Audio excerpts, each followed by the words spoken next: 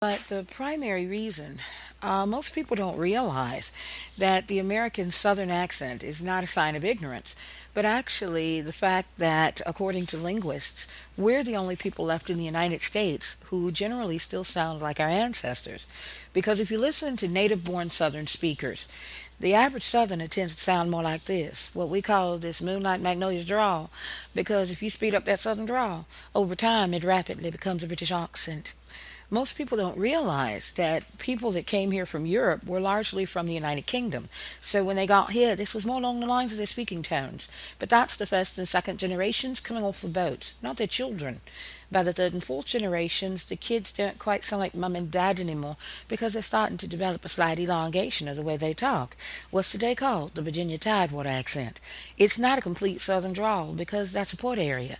But as you go farther into the southern interior and the years progress, the accent tends to get thicker, deeper, richer. By Arkansas, Alabama, Georgia, heck yeah, you got a full-blown southern drawl. But people don't realize that in most cases in Louisiana, many of the native speakers don't sound like that. They tend to sound like this, I guarantee, especially around the bayous. Because you speed up that South Louisiana Cajun Creole accent, over time it becomes en français, French. With, of course, certain exceptions in New Orleans, which tend to sound like more like New Yorkers because of the Irish and the Sicilian Italian influence. So they tend to sound a bit more like this. And people tend to get a little confused because they think, what, you from New York? Nah, I'm from New Orleans. Why?